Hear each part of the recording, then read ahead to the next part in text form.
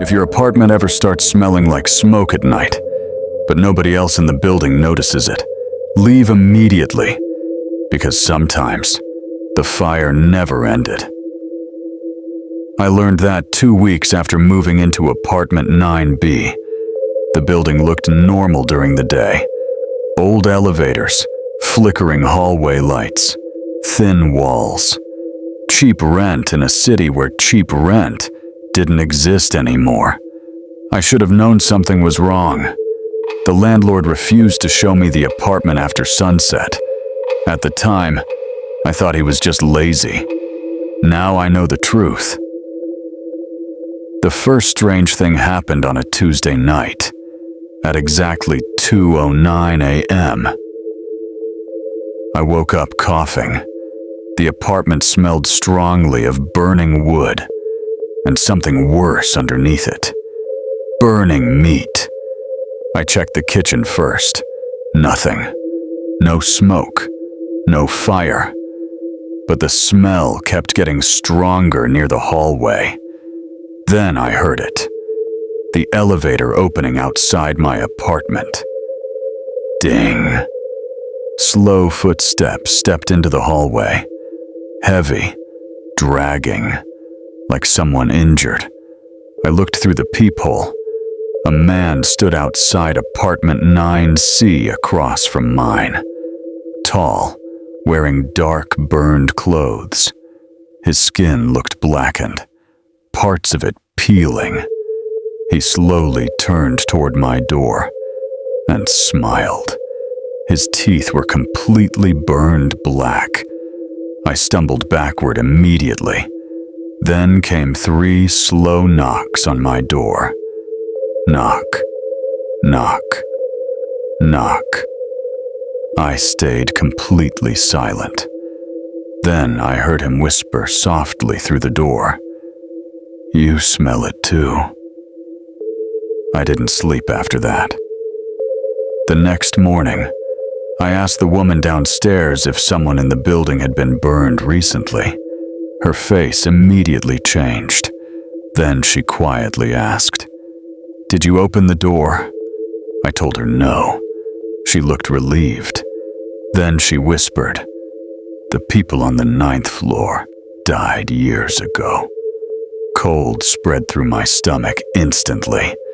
I laughed nervously, said I lived on the 9th floor. The woman stared at me in silence for several seconds, then quietly replied, "No, you don't." That night, I checked the building directory downstairs. The floors went from 8 directly to 10. There was no 9th floor listed anywhere, but I rode the elevator back up myself, and the button for 9 was still there, waiting. At 2:09 a.m., the burning smell returned, stronger this time. Smoke slowly drifted beneath my apartment door, then came screaming somewhere down the hallway. Distant at first, then louder. Dozens of voices crying for help. I opened my door slightly. The hallway looked wrong. Darker, longer. The wallpaper looked burned black. And standing at the far end of the hallway were people. Dozens of them. Burned figures wandering slowly through the smoke. Some missing skin, some missing faces. One woman walked while holding melted flesh against her neck. Another man dragged himself across the carpet with burned hands, and none of them blinked. The elevator doors slowly opened again. Ding! More burned people stepped out silently. Then every single one turned toward me simultaneously and smiled. I slammed the apartment door shut immediately. Then came pounding, violent pounding from every wall around me. Boom, boom, boom. The apartment lights flickered rapidly. Smoke began leaking through the vents. Then my fire alarm started screaming. But the strange thing was, there was no fire, only smoke and voices whispering inside the apartment. "Why did you leave us?" I grabbed my phone and tried calling emergency services. No signal. Then the TV turned on by itself. Static filled the screen for several seconds. Then security camera footage appeared. Old footage, black and white. The timestamp said April 17th, 1996.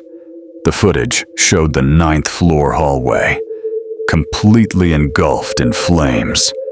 People ran screaming through smoke. Some collapsed near apartment doors. Others beat desperately against the elevator. Then I saw my apartment, 9B, and standing inside the doorway was me, watching them burn. My stomach twisted instantly, because the man in the footage looked exactly like me. Same face, same eyes. He slowly looked directly into the camera and smiled. Then the TV shut off. Immediately, someone knocked behind me. From inside my apartment, I turned slowly toward the bedroom. Smoke drifted from beneath the door. Then came coughing. Wet, painful coughing. Someone inside my room whispered, "You locked us in." The bedroom door slowly creaked open, and burned hands grabbed the frame from inside. Dozens of them, blackened fingers pulling against the wood.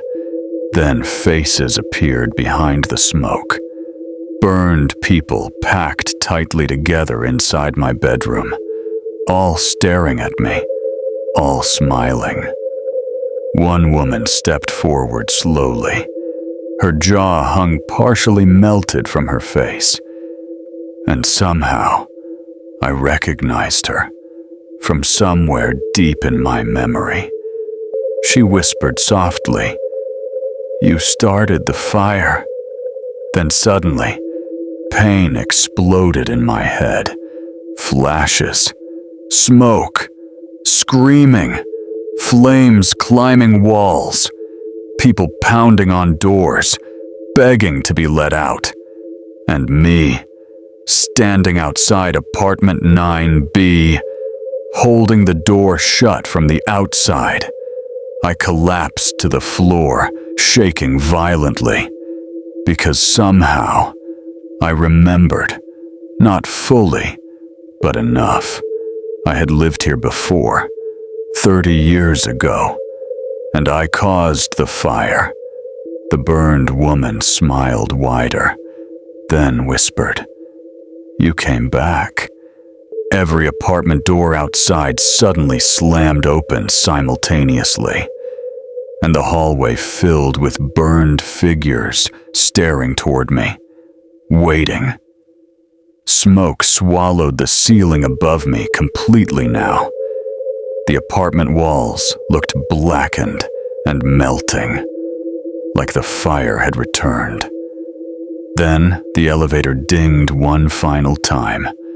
The burned man from the first night stepped slowly into my apartment, skin hanging from his face, eyes completely white, and in his burned hands, he held a key. Apartment 9B. He placed it slowly onto the floor in front of me, then whispered softly, "Stay this time." The fire alarm suddenly stopped. Silence filled the apartment. Then every burned person in the hallway began walking slowly toward my door, one step at a time, smiling. And behind them, deep inside the smoke, I saw flames rising again.